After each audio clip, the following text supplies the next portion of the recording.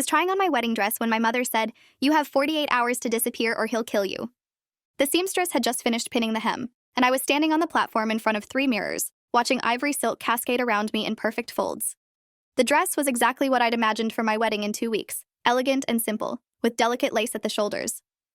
My mother sat in one of the boutique's cream-colored chairs, a glass of champagne untouched on the table beside her. She'd been quiet all afternoon, which I'd attributed to wedding stress or mother-daughter tension, normal things. When she spoke, her voice was so low and flat that I almost didn't process the words. The seamstress was adjusting something near my ankle, completely focused on her work. I looked at my mother's reflection in the mirror. Her face was chalk white, her hands gripping the arms of the chair so hard her knuckles had gone bloodless. She wasn't looking at me. She was staring at her own lap, at her phone lying face down on her purse.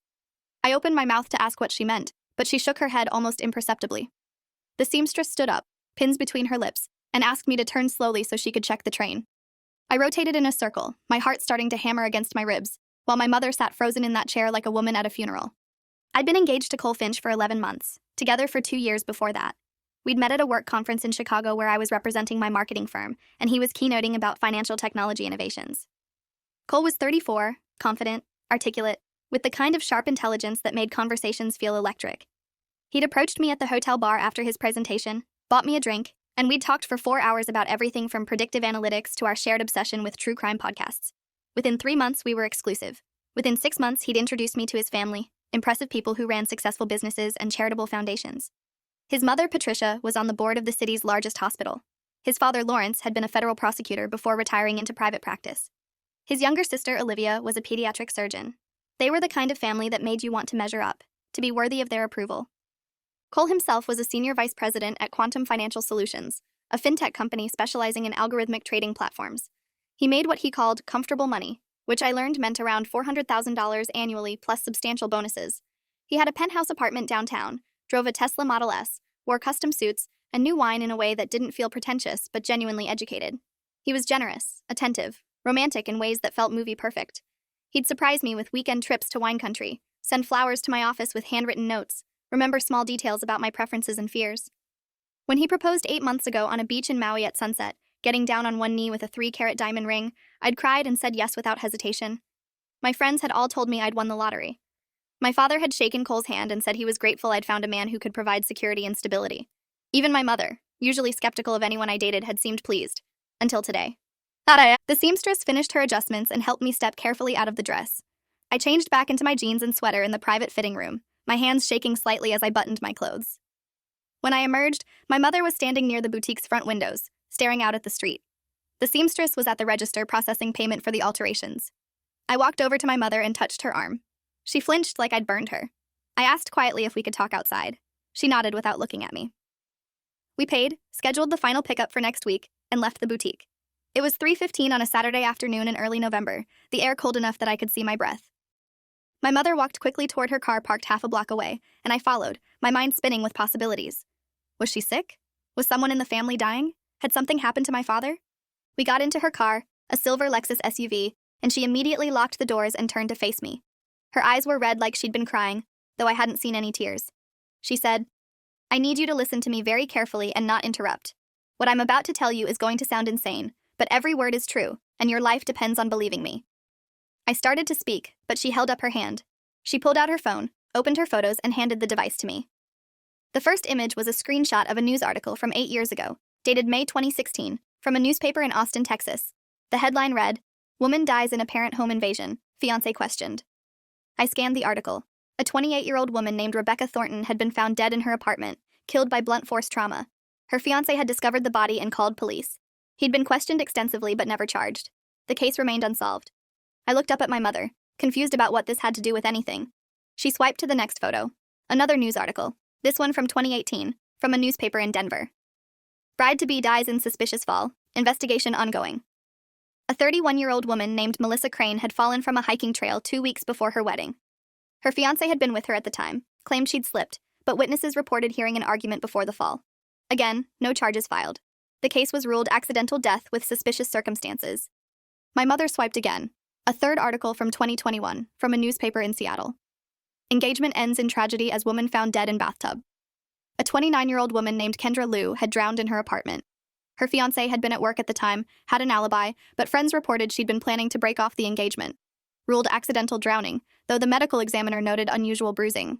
I was looking at 3 dead women, 3 failed engagements, 3 cases where fiancés had been questioned but never charged.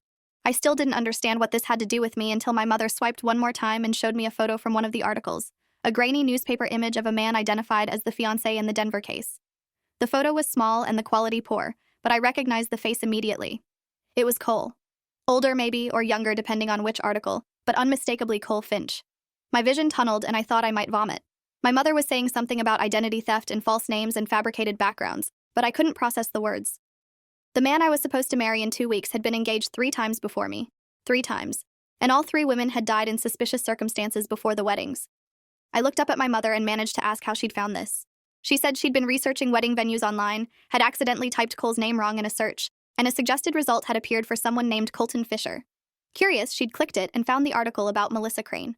From there, she'd started digging, using facial recognition tools and public records databases, and discovered that Cole had used multiple names over the years. Colton Fisher, Cullen Finchley, Cole Finch. Each time, he'd created a new identity with fabricated employment history and credentials. The real Cole Finch existed, a man from Virginia who'd died in a car accident in 2014. The person I was engaged to had stolen his identity. My mother said she'd spent the past 2 weeks verifying everything, consulting with a private investigator, confirming details. She'd wanted to be absolutely certain before telling me because she knew how it would sound. But now she was certain. The man calling himself Cole Finch was a serial killer who targeted women who were about to marry him, staged their deaths to look like accidents or unsolved crimes, then disappeared into a new identity before anyone could connect the pattern. She said she'd reported her findings to police 3 days ago, but they told her the evidence was circumstantial, that facial recognition wasn't definitive proof, that Cole's current identity appeared legitimate with employment records, credit history, tax returns, everything in place. Without more concrete evidence, they couldn't justify investigating him or warning me officially. So she was warning me herself. I had 48 hours to disappear because Cole was meticulous and methodical, and based on the pattern, he'd move against me sometime in the next 2 weeks, probably in the week before the wedding when emotions were highest and logistics were most chaotic. I sat in that car, staring at my phone showing pictures of 3 dead women, and tried to reconcile them with the man who'd made me breakfast that morning, who'd kissed me goodbye and said he was excited about our cake tasting next Wednesday, who'd been planning our honeymoon to the Greek islands with obsessive attention to detail. The man who'd held me during panic attacks about work stress, who'd supported my career ambitions, who'd been patient when I'd been difficult or anxious. That man couldn't be a killer. Except the evidence on this phone said he was. My mother said I needed to leave immediately, cancel the wedding, move somewhere Cole couldn't find me, maybe leave the state entirely. She'd help me, she'd come with me, we could figure out a plan. But we couldn't go home because Cole had keys to my apartment and access to my routines. We needed to leave right now, this moment, and not tell anyone where we were going. I asked about my job, my apartment, my entire life that I'd built over 28 years in this city. My mother said none of that mattered if I was dead. I asked why Cole would kill me, what the motive was, if he was after money or something else. My mother said she didn't know, that maybe he was a psychopath who enjoyed the control, the planning, the getting away with it. Serial killers didn't always have logical motives. Sometimes they killed because they liked killing and had found a pattern that worked. The engagement was the perfect cover. People expected drama and stress before weddings. If something happened to the bride, the first assumption was accident or random crime, not murder by fiancé who'd done this before. Cole had perfected his method through 3 previous attempts. I was number 4. And if my mother hadn't accidentally stumbled onto his past, I would have died without anyone ever knowing the truth. I told my mother I needed to think, that I couldn't just disappear without a plan, that running might make things worse. She gripped my shoulders hard enough to hurt and said there was no time to think. I had 48 hours, maybe less, and Cole was smart enough to be monitoring any unusual behavior. If I went home and acted differently, if I started asking questions or showed suspicion, he'd accelerate his timeline. The safest thing was to leave immediately and never give him a chance. I told her I needed proof beyond old newspaper articles and facial recognition. She said she'd give me everything she had, all the research, the private investigator's report, the timeline she'd constructed, but that I needed to trust her. She was my mother. She wouldn't lie about something this serious. The desperation in her voice was what finally convinced me. My mother was not a dramatic person. She was practical, skeptical, the type who dismissed conspiracy theories and refused to believe anything without evidence. If she was telling me this with such urgency, she believed it completely. I asked her what she wanted me to do specifically. She said we'd drive to her house, I'd pack a bag with essentials, and we'd leave the city tonight. She'd already looked into temporary housing in a different state, places where we could stay while figuring out long-term plans. She had cash saved, about $15,000, that we could use while getting settled. I asked about my father, whether he knew about this. She said she'd told him yesterday, and he'd initially thought she was paranoid, but after seeing the evidence, he'd agreed I needed to leave. He was staying behind to handle logistics and would join us in a few weeks once things settled. The plan was simple: disappear, let Cole wonder what happened, eventually cancel the wedding from a distance with a lawyer as intermediary, and never give him an opportunity to follow through with whatever he'd been planning. We drove to my mother's house in silence, my brain churning through everything I'd learned in the past 30 minutes. When we arrived, my father was waiting in the driveway, his face grave. He hugged me without speaking, and we went inside. My mother pulled out a folder containing printed copies of everything she'd found: the articles, the private investigator's report, a timeline showing where and when Cole had lived under different names, DMV photos showing the progression of his appearance over the years. The private investigator, a woman named Diana Kemp with 20 years of experience in background verification, had confirmed that Cole's current employment at Quantum Financial Solutions was real, but his credentials were partially fabricated. The MBA he claimed from Stanford didn't exist. His previous work history before 5 years ago couldn't be verified. His professional references were fake. He'd created a sophisticated false identity that could withstand casual scrutiny, but fell apart under detailed investigation. I sat at my parents' kitchen table reading through the file while my mother packed a bag for me upstairs. The pattern was clear once you saw it. Colton Fisher had been engaged to Rebecca Thornton in 2016. She'd died 3 weeks before their scheduled wedding. He'd left Austin shortly after, telling people he was too traumatized to stay. He'd reappeared in Denver as Colin Finchley in 2017, engaged to Melissa Crane by 2018. She'd died 2 weeks before their wedding. He'd left Denver, claiming he needed a fresh start after the tragedy. He'd shown up in Seattle as Cole Finch in 2020, engaged to Kendra Liu by 2021. She'd died 2 weeks before their wedding. He'd left Seattle, again citing trauma. Now he was here, still using the Cole Finch identity because it was the most sophisticated and had the most supporting documentation, engaged to me, with our wedding scheduled for 2 weeks from today. If the pattern held, I had 14 days to live. Maybe less. My father sat across from me and said something that made my blood run cold. He said he'd met Cole's family multiple times, had shared meals and conversations with Patricia, Lawrence, and Olivia. He'd called their offices yesterday to verify they were who they claimed to be. The hospital where Patricia supposedly sat on the board had never heard of her. The law firm where Lawrence supposedly worked didn't exist at that address. The pediatric surgery department where Olivia supposedly practiced had no doctor by that name. Cole's entire family was fake. The people I'd met multiple times, who'd welcomed me warmly, who'd shared family stories and photos, were actors or accomplices, paid or coerced to play roles. My father had contacted the FBI yesterday after confirming this, had filed a report about a suspected serial killer using false identities. An agent named Timothy Brooks, who specialized in interstate crimes, had said he'd look into it, but warned that building a case against someone with this level of sophistication would take time. Time I didn't have. I asked why Cole would go through such elaborate deception just to kill women he'd apparently loved enough to propose to. My father said that was the wrong question. The right question was, what did Cole gain from each death? They'd looked into that. Rebecca Thornton had a life insurance policy worth $500,000 naming her fiancé as beneficiary. She'd died before the wedding, but after changing the beneficiary designation. Colton Fisher had collected the money before disappearing. Melissa Crane had recently inherited a substantial trust fund from her grandmother, about $800,000. She'd added Colin Finchley to her accounts as a joint holder 3 months before her death. He'd emptied the accounts before leaving Denver. Kendra Liu had been a software engineer at a major tech company with significant stock options vesting soon. She'd made Cole Finch the beneficiary of her estate 1 month before she died. He'd sold the stock options and vanished with approximately $1.2 million. I felt sick. Cole wasn't just a serial killer. He was a con artist who romanced wealthy women, got them to change their financial arrangements, then killed them before the wedding and disappeared with their money. The engagement was the perfect timing, close enough that women felt secure making financial commitments, but far enough out that their deaths looked coincidental rather than suspicious. 2 weeks before the wedding was the sweet spot, when women were most distracted by logistics and least likely to be cautious. I checked my own accounts mentally. I'd added Cole as a joint holder on my savings account 6 months ago, about $45,000 I'd saved over years of careful budgeting. I'd also updated my life insurance beneficiary through work, a policy worth $250,000 that would pay out to Cole if I died. He could walk away with close to $300,000 if I died in the next 2 weeks. Not as much as the other women, but enough to make it worthwhile, especially since he'd been dating me for 3 years total, longer than the others. Maybe I'd been harder to manipulate financially. Maybe he'd stuck with me because he genuinely liked me alongside his homicidal plans. The thought made me want to vomit. My mother came downstairs with a packed bag and said we needed to leave immediately. It was now 5:30 p.m. Cole expected me home around 6 p.m. because we'd planned to have dinner together and watch a movie. If I didn't show up and didn't answer his calls, he'd come looking for me. We needed to be on the road before that happened. I asked what I should tell him, what explanation would prevent him from hunting me down. My mother said nothing. The goal was to disappear without explanation, to make it impossible for him to find me. Eventually, he'd realize I'd figured him out, that his con had failed, and he'd move on to a new identity and a new victim. But if we confronted him directly or tried to explain, he'd become dangerous immediately.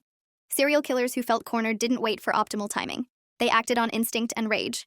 I stood up to leave with my mother, but something stopped me. Maybe it was denial. Maybe it was the part of my brain that refused to believe the man I loved was actually a monster. Maybe it was just cowardice, the fear of upending my entire life on what still felt like impossible accusations. I told my mother I needed 24 hours to verify things myself, to see if there was any other explanation, to confirm that Cole was actually who she thought he was. She said I was being foolish, that I didn't have 24 hours to waste, but I was insistent. I'd go home, act normal for one night, and do my own investigation. If I found evidence that confirmed my mother's findings, I'd leave immediately. If I found evidence that exonerated Cole, we'd deal with the consequences of her accusations. My father said that was a terrible idea, that I was risking my life for someone who'd already planned to take it. But I was 28 years old, and this was my decision to make. I left my parents' house at 6:15 p.m. and drove home, my mind spinning with everything I'd learned. Cole called at 6:30 asking where I was, and I lied smoothly, saying I'd gotten caught up at my parents' house and would be home by 7 o'clock. He said no problem. He'd order takeout from our favorite Thai restaurant and we could eat whenever I got there. His voice was warm and normal, no hint of tension or concern. Either he was an incredible actor or my mother was wrong. I needed to know which. When I got home, Cole was waiting with dinner set up on our coffee table, the apartment smelling like basil and lemongrass. He kissed me, asked about dress shopping, seemed genuinely interested in the details. We ate and watched a documentary about financial fraud, one of Cole's favorite topics. He made intelligent commentary about the schemes depicted, pointing out where the criminals had made mistakes, what they should have done differently. I watched him talking and tried to see evidence of the monster my mother had described. He noticed me staring and asked if I was okay. I said I was just tired. He suggested we go to bed early, that I'd had a long day. We went to bed at 10 p.m. and he fell asleep almost immediately. I lay awake next to him, listening to him breathe, wondering if this was the man who'd killed 3 women and was planning to kill me next. At 2 a.m., I got up carefully and went to Cole's home office, a small room where he kept his work computer and personal files. I'd never snooped before because I'd trusted him completely. Now I opened drawers and searched through papers, looking for anything that might confirm or deny my mother's findings. I found typical things at first: tax documents, utility bills, investment statements, all in the name Cole Finch. But in the bottom drawer of his filing cabinet, hidden under a stack of old magazines, I found a locked metal box. I'd never seen it before. I tried to open it but needed a key. I searched the office for 20 minutes before finding a small key taped to the underside of his desk drawer. It fit the lock perfectly. Inside the box were documents that made my heart stop. A passport in the name Cullen Finchley with Cole's photo, another passport in the name Colton Fisher with Cole's photo, driver's licenses from 3 different states with 3 different names, all with his face. And underneath those, a folder containing printed photos of me. Not normal photos, surveillance photos. Me leaving my apartment, me walking to work, me having coffee with friends. Hundreds of photos spanning what looked like at least 6 months before Cole had officially approached me at that conference. He'd been watching me long before we met. He'd chosen me, researched me, planned his approach. Our meeting hadn't been coincidence. It had been a carefully executed con from the very beginning. I kept digging and found something worse. A notebook with handwritten entries dated and detailed, describing his relationships with Rebecca, Melissa, and Kendra. The entries were clinical, emotionless, documenting how he'd met each woman, what he'd learned about their finances, what strategies he'd used to gain their trust, how he'd planned their deaths. Rebecca had been pushed down her apartment stairs after he'd loosened the railing. Melissa had been pushed from a hiking trail after he'd chosen a location with no cameras or witnesses. Kendra had been drugged and drowned after he'd researched sedatives that wouldn't show up in standard toxicology screens. Each death had been planned months in advance with backup contingencies. And at the end of the notebook were pages about me. My routines, my vulnerabilities, my fears, notes about my anxiety around driving in snow, my poor swimming ability, my habit of taking sleeping pills when stressed, and a date, November 19th, 10 days from now. Whatever he'd planned for me was scheduled for November 19th, 4 days before our wedding. I took photos of everything with my phone, my hands shaking so badly I could barely hold the device steady. I documented the passports, the licenses, the surveillance photos, the notebook entries. Then I carefully put everything back exactly as I'd found it, locked the box, replaced the key, and crept back to bed. Cole was still sleeping peacefully, completely unaware that I'd just discovered his entire operation. I lay in the dark next to a serial killer, knowing I had to leave immediately but terrified of waking him, of alerting him to my discovery. At 5 a.m., Cole's alarm went off. He got up, showered, dressed for work, all his normal morning routine. I pretended to sleep through it. He kissed my forehead before leaving and whispered that he loved me. The words made my skin crawl. He left at 6:30 a.m. I waited until I heard his car pull out of the parking garage, then I got up, grabbed the bag my mother had packed, and called her. She answered on the first ring, clearly awake and waiting. I told her she'd been right about everything, that I'd found proof, that I needed help. She said to leave the apartment immediately and drive straight to her house. Don't stop anywhere. Don't tell anyone where I was going. She'd already contacted FBI agent Timothy Brooks, who wanted to meet with me this morning to see the evidence. I left the apartment at 6:50 a.m., taking only what my mother had packed plus my laptop and phone. I drove to my parents' house with one eye on the rearview mirror, paranoid that Cole would somehow know I'd discovered his secret, that he'd be following me. But the roads were empty and I arrived safely at 7:15 a.m. Agent Brooks was already there, a tall man in his 50s with gray hair and a serious demeanor. He'd been with the FBI for 28 years, specializing in serial crimes and interstate fugitives. He listened to my story without interrupting, then examined the photos I'd taken of Cole's hidden documents. He said the evidence was substantial, but complicated. The passports and licenses proved Cole had multiple identities, which was illegal but not proof of murder. The notebook was more problematic because while it described the deaths, a defense attorney could argue it was creative writing or fantasy rather than confession. The surveillance photos of me were disturbing but not illegal in themselves. What he needed was evidence directly linking Cole to the actual deaths, physical evidence or witness testimony that placed him at the crime scenes. I asked if my testimony about finding these materials wasn't enough to arrest him. Agent Brooks said it was enough to investigate, which he'd already started doing after my father's call earlier this week. But arrests required probable cause for specific crimes. Right now, they had evidence of identity fraud and possibly conspiracy, but not murder. He'd contacted the police departments in Austin, Denver, and Seattle, requesting they reopen the investigations into Rebecca, Melissa, and Kendra's deaths. He'd also requested exhumation orders for Rebecca and Melissa to look for evidence that might have been missed in the original autopsies. But those processes took time, weeks or months. Meanwhile, I was in immediate danger because Cole's pattern suggested he'd move against me within the next 10 days. Agent Brooks said the FBI could offer me protective custody, essentially putting me in a safe house with round-the-clock security until they'd built their case against Cole. But that could take months, and there was no guarantee Cole wouldn't disappear once he realized I'd vanished. The better option was to use me as bait. I asked what that meant, and Agent Brooks explained they could wire me with recording equipment and send me back to my normal routine while monitoring everything. If Cole attempted to harm me, they'd catch him in the act with agents positioned nearby to intervene. It was risky, but would provide irrefutable evidence and prevent Cole from fleeing to establish a new identity somewhere else. My mother immediately said absolutely not, that they couldn't ask me to risk my life to catch someone who'd already killed 3 people. But Agent Brooks said it was my choice, that he couldn't force me either way.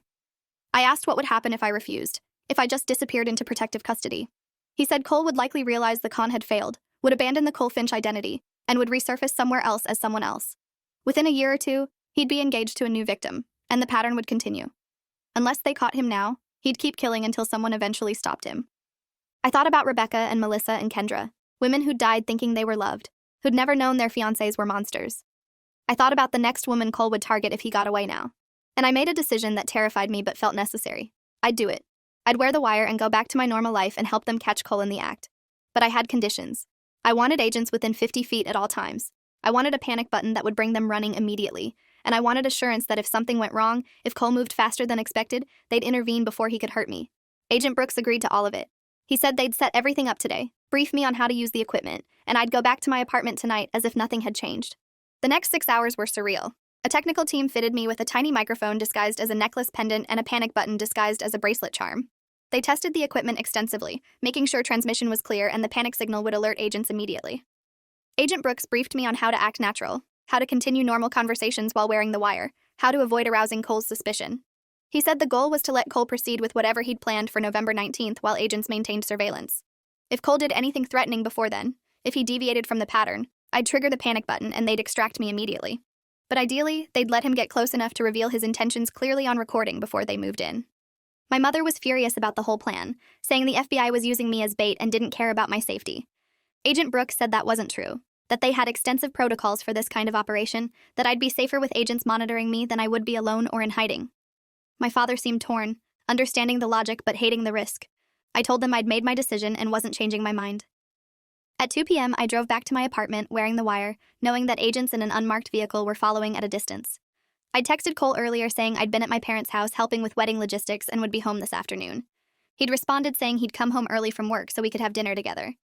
He was already there when I arrived at 2:30, making pasta in the kitchen, looking domestic and normal. He kissed me, asked about my day, seemed genuinely happy to see me. Every word we spoke was being recorded. Every gesture monitored by agents listening remotely. The next 9 days were psychological torture. I had to maintain the fiction that everything was fine, that I was excited about the wedding, that I trusted Cole completely. Meanwhile, I was hyper-aware of every movement he made, every word he said, wondering when he'd reveal his true nature. We went to our cake tasting on Wednesday. We met with the wedding photographer on Thursday. We had dinner with his fake family on Friday, and I sat across from Patricia, Lawrence, and Olivia, knowing they were either paid actors or accomplices to murder.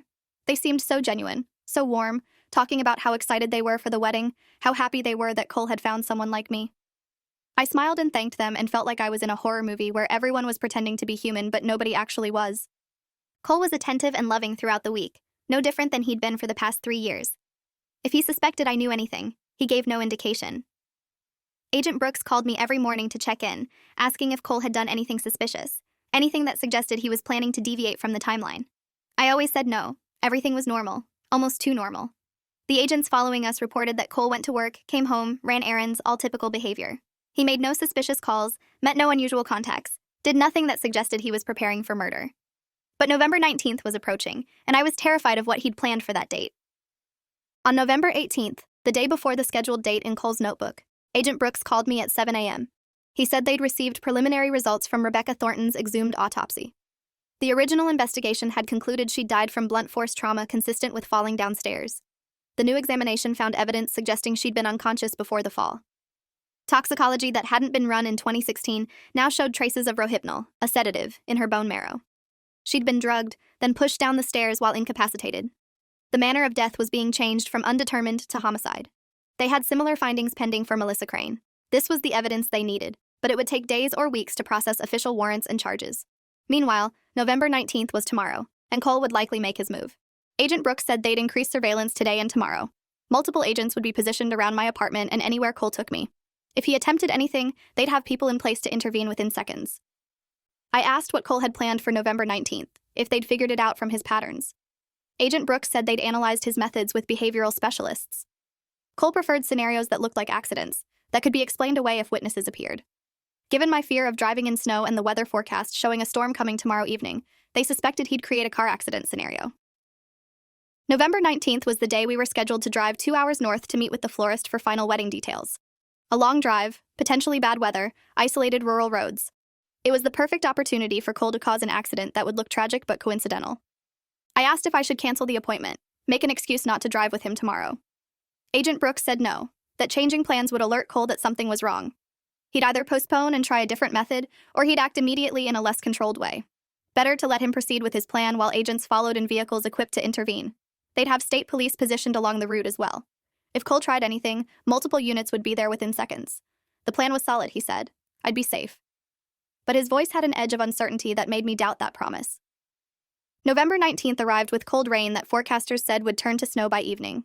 Cole was in a good mood at breakfast, excited about the florist meeting, talking about how perfect the flowers would be. He seemed genuinely happy, like a man looking forward to his wedding, not a man planning to murder his fiancée. We left at 1 p.m., Cole driving his Tesla, me in the passenger seat wearing my wire and panic bracelet. The agents following us were in multiple vehicles maintaining distance to avoid detection. The drive started normally, Cole chatting about work and wedding logistics, music playing from the car's sound system. The rain was steady but not dangerous yet. As we drove further north, traffic thinned out. By the time we reached the rural section of the route, we were practically alone on the road. Around 2:30, Cole's demeanor shifted. He became quieter, more focused on driving. His hands gripped the wheel tighter. I felt my heart rate spike, wondering if this was it, if he was about to make his move. We were on a winding mountain road now, steep drops on one side, rock face on the other. No guardrails in several sections. The perfect place for an accident. Cole suddenly said we needed to talk about something serious. I asked what, trying to keep my voice steady. He said he'd been thinking a lot about our future, about our wedding, about whether we were really ready for this commitment. My breath caught. Was he calling it off? Was the plan changing? He said he'd been feeling uncertain lately, like maybe we were rushing into marriage, like maybe we should postpone and make sure this was what we both wanted. I didn't know if this was part of his manipulation, a way to throw me off guard before he struck, or if he was genuinely reconsidering. I said I thought we were ready, that I loved him and wanted to marry him. The words felt like ash in my mouth, but I needed to play the role. Cole said he loved me too, but love wasn't always enough. Marriage was a huge commitment, and he wanted to be sure. He started talking about his previous relationships, how he'd been engaged before and it hadn't worked out. He'd never told me that. He'd always said I was his first serious relationship. Now he was admitting there had been others. He said one of his exes had died in an accident, that it had traumatized him, made him afraid of commitment. He was confessing, I realized. Not fully, not explicitly, but circling around the truth in a way that felt like he was testing how I'd react. I asked carefully about the ex who died, what had happened. Cole said her name was Melissa, that she'd fallen during a hike they'd been on together. He'd tried to save her but couldn't. He'd blamed himself for years, felt like maybe if he'd been more attentive, more careful, he could have prevented it. The way he told the story, it sounded like genuine grief and guilt. But I knew it was a lie. He'd killed her. He was describing his crime like it was a tragedy that had happened to him. I didn't know what to say, so I just told him I was sorry, that it must have been terrible. He nodded and said it was part of why he'd been drawn to me, because I made him feel safe, like he could risk loving someone again. The manipulation was masterful. He was reframing his murder as a romantic tragedy that explained his devotion to me. We drove in silence for a few minutes. The rain had turned to sleet, the road getting slicker. Cole's speed didn't change, maintaining exactly the limit. We rounded a sharp curve and I saw the drop-off on my side, maybe 100-foot fall to a rocky ravine below. Cole said something about how dangerous these mountain roads were, how easily accidents could happen, especially in bad weather. My hands gripped the door handle involuntarily. He noticed and smiled. He said I looked tense, asked if I was nervous about the drive. I said the weather was making me anxious. He said not to worry, he was an excellent driver, nothing would happen. The words felt like a threat disguised as reassurance. Another curve, sharper this time. Cole accelerated slightly going into it, the car's tires struggling for grip on the sleet-covered pavement. I braced myself, wondering if this was it, if he was about to jerk the wheel and send us over the edge. But he navigated the turn smoothly and slowed back down. He was playing with me, I realized, building tension, making me afraid, enjoying my fear. We were still 20 minutes from the florist, 20 minutes of isolated road where anything could happen. I tried to remember where the agents were, how close they were following. I couldn't see any vehicles behind us. Were they too far back? Had they lost us somehow? Cole started talking again, this time about life insurance. He said he'd been reviewing our policies, making sure everything was in order before the wedding. He'd noticed I'd made him my beneficiary, said he appreciated the trust that showed. He'd done the same for me, he said. If anything happened to either of us, we'd be taken care of. The conversation felt surreal, him discussing my death like it was a hypothetical financial planning scenario. I said I hoped nothing would happen to either of us, that we'd have a long life together. Cole said, of course, but it was smart to prepare for the unexpected. Accidents happened. People died suddenly all the time. It was just responsible planning. We reached the florist at 2:55, pulling into the parking lot of a small shop in a rural town. Cole seemed to relax immediately, back to his normal charming self. We went inside and spent an hour reviewing flower arrangements and discussing color schemes. He was engaged and enthusiastic, offering opinions and asking thoughtful questions. If I hadn't known what I knew, I'd have thought he was the perfect fiancé, excited about every detail of our wedding. When we left the shop at 4 o'clock, the sleet had turned to snow, coming down heavily enough that the road was already covered. Cole said we should head back before it got worse. We got in the car and started the drive home. This time, his mood was different from the start. No small talk, no music playing, just silence and focused attention on the road. The visibility was poor, headlights barely cutting through the snow. Traffic was non-existent. We were alone on this mountain road in a snowstorm, exactly the scenario Cole had planned for. Around 4:30, we reached the section with the sharpest curves and steepest drop-offs. Cole's speed increased gradually, subtly, enough that I noticed but couldn't question without seeming paranoid. We were going maybe 10 miles over the safe speed for these conditions. I said something about slowing down, about the road being dangerous. Cole said he knew what he was doing, that the car had all-wheel drive and excellent safety ratings. His voice had an edge now, less warm, more mechanical. Another curve, and Cole accelerated into it instead of braking. The car fishtailed slightly, tires losing grip. I screamed at him to slow down, but he ignored me. He was gripping the wheel with white knuckles, his jaw set, his eyes fixed on the road ahead. We came out of that curve into a straightaway, and he floored the accelerator. The car surged forward, the speedometer climbing to 60, 70, 80 miles per hour on a snowy mountain road. I was screaming now, begging him to stop, reaching for the wheel. He batted my hands away with one arm while keeping the other on the wheel. He said this was better for both of us, that it would be quick, that I wouldn't suffer. He was going to crash the car. That was the plan. We'd go over the edge or into a tree, and it would look like he'd lost control in bad weather. He'd survive, maybe, or maybe he planned to die too and had a backup identity ready. Either way, I'd be dead and it would look like a tragic accident. I reached for my panic bracelet with shaking hands and pressed the charm. The signal went out to the agents. But where were they? How far back? Could they reach us in time? Cole saw me pressing the bracelet and laughed. He said whatever I'd just done wouldn't matter. In 30 seconds, we'd be over the cliff and this would all be over. The curve ahead was the worst one, a sharp hairpin turn with no guardrail and a drop that looked like it went on forever. Cole aimed straight for it, no sign of braking. 20 seconds. I grabbed the wheel and tried to turn it, but he was stronger. 15 seconds. I could see the edge approaching, the white snow giving way to dark nothing beyond. 10 seconds. I screamed and closed my eyes. Then multiple things happened simultaneously. The car's emergency braking system activated, slamming us to a stop so hard I hit the dashboard despite the seatbelt. Behind us, 3 vehicles appeared from the snow, lights flashing. Agents poured out, surrounding the car with weapons drawn. Cole tried to accelerate again, but the car wouldn't respond. Someone had remotely disabled it. Agent Brooks yanked open Cole's door and pulled him out of the vehicle, throwing him to the ground and cuffing him while reading his rights. Other agents helped me out of the passenger side, asking if I was hurt. I was shaking so badly I couldn't stand. They'd been there the whole time, I realized, following at a distance with tracking equipment that let them monitor the car's speed and location. When I'd hit the panic button, they'd activated the Tesla's emergency systems remotely and moved in. Cole had been seconds away from killing me, but they'd stopped him. I'd survived. Cole was screaming as they loaded him into a vehicle, saying this was entrapment, that he hadn't done anything, that it was just a car accident in bad weather. Agent Brooks told him to shut up, that they had recordings of everything. His confession about Melissa, his comments about life insurance, his attempt to crash the car at high speed while I'd begged him to stop. They had him on attempted murder, and the evidence from the exhumed autopsies would add charges for Rebecca and Melissa. Kendra's case was still being investigated but would likely follow. Cole's face when he realized how thoroughly he'd been caught was almost worth the terror of the past 10 days. The aftermath took months. Cole was charged with 3 counts of murder, 1 count of attempted murder, multiple counts of fraud and identity theft. His trial made national news because of the sophisticated nature of his crimes and the multi-state investigation required to prosecute him. The fake family members were identified as professional con artists he'd hired through criminal networks, and they testified against him in exchange for reduced charges. Patricia, Lawrence, and Olivia weren't their real names, and they'd worked similar schemes for other criminals. They provided details about how Cole had planned each murder, how he'd researched his victims, how he'd created his false identities. The evidence was overwhelming. Cole's defense tried to argue that he'd only intended to scare me, not kill me, that the car incident was a reckless decision made in the moment rather than premeditated murder. But the notebook found in his apartment destroyed that defense. The prosecution entered it as Exhibit D, showing the jury his handwritten plans for all 4 of us: Rebecca, Melissa, Kendra, and me. The dates, the methods, the financial calculations. Cole had documented everything like a project manager tracking deliverables. The jury deliberated for 6 hours before returning guilty verdicts on all counts.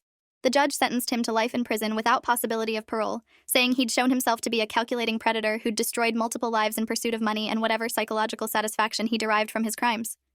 I testified at the trial, describing finding the hidden box, seeing the surveillance photos, the terror of those 10 days wearing the wire, and the drive on November 19th when he'd tried to kill me. The hardest part was looking at him across the courtroom, seeing the man I'd thought I loved, knowing he'd never loved me at all. I'd been a mark, a target, a transaction. Nothing about our relationship had been real except my feelings. His were all performance, carefully calculated to make me trust him enough to change my beneficiaries and get in a car with him on a snowy mountain road. The betrayal was worse than the physical danger in some ways. Knowing that every kiss, every I love you, every shared moment had been part of a long con designed to end with my death. The families of Rebecca, Melissa, and Kendra attended the trial as well. We met during breaks, these 4 women connected by the fact that we'd all been targeted by the same monster. 3 of them had lost people they loved. I'd survived because my mother had accidentally stumbled onto the pattern and refused to let me ignore the danger. If she hadn't typed his name wrong in that search, if she hadn't found that first article, I'd be dead. The randomness of that near miss haunted me. How many women had Cole targeted before perfecting his method with Rebecca? How many women might he have targeted in the future if we hadn't stopped him? The investigator said he'd likely been operating for at least 15 years, possibly longer, potentially dozens of victims they'd never identified because the deaths looked like accidents, and the connections weren't obvious until you knew what to look for. I spent a year in therapy processing everything. Dr. Nina Alvarez, a psychologist specializing in trauma from intimate partner violence, helped me understand that what I'd experienced was a particular kind of abuse, one where the abuser's goal had been murder rather than control, but the manipulation tactics were similar. Cole had love-bombed me, isolated me from certain friends, controlled aspects of my life while making it feel like partnership. The signs had been there, but they'd been subtle enough that I'd rationalized them. Dr. Alvarez said that was normal, that manipulators like Cole were experts at making their behavior seem reasonable. My guilt about not seeing through him sooner wasn't rational. He'd been doing this for years, perfecting his technique with each victim. I'd never stood a chance of seeing through him without external intervention. My relationship with my mother changed fundamentally. I'd always loved her but had sometimes found her overprotective or paranoid about my choices. Now I understood that her instincts about people had saved my life. She'd seen something wrong about Cole that I'd missed entirely, and she'd been willing to sound crazy to protect me. I apologized to her for not believing her immediately, for wasting 24 hours investigating instead of leaving when she'd first warned me. She said she understood, that she'd have done the same thing in my position. What mattered was that I'd ultimately listened, and that we'd worked together to stop him. We were closer now than we'd been in years, bonded by having survived something that should have destroyed us. I never married. The idea of trusting someone that completely again felt impossible. I dated occasionally over the following years, but always with guards up, always watching for signs of deception. Dr. Alvarez said that was a normal trauma response, but encouraged me to work toward trusting again when I was ready. I wasn't ready yet. Maybe someday. For now, I focused on my career, on rebuilding the life Cole had nearly ended. I changed jobs, moved to a new city, created distance from everything associated with him. The nightmares lessened over time but never fully disappeared. Sometimes I'd dream I was back in that Tesla, speeding toward the cliff edge, and I'd wake up gasping. 3 years after Cole's conviction, I was contacted by a journalist named Rachel Kemp, who was writing a book about his crimes. She'd interviewed investigators, family members of victims, and wanted to include my perspective. I agreed because I thought telling the story might help prevent future victims. If other women read about Cole's tactics, they might recognize similar patterns in their own relationships. The book was published a year later and became a bestseller.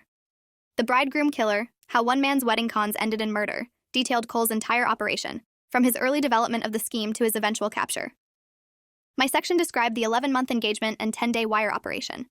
Readers responded overwhelmingly, many sharing their own experiences with manipulative partners who'd shown similar red flags. The book sparked conversations about financial coercion in relationships and how easily charm could mask danger. I eventually started speaking publicly about my experience, giving talks at domestic violence organizations and law enforcement conferences about recognizing manipulation and trusting your instincts when something felt wrong. I wasn't a professional advocate or expert, just someone who'd survived and wanted to help others avoid similar situations. The speaking engagements were terrifying at first, exposing the worst experience of my life to rooms full of strangers. But they were also healing.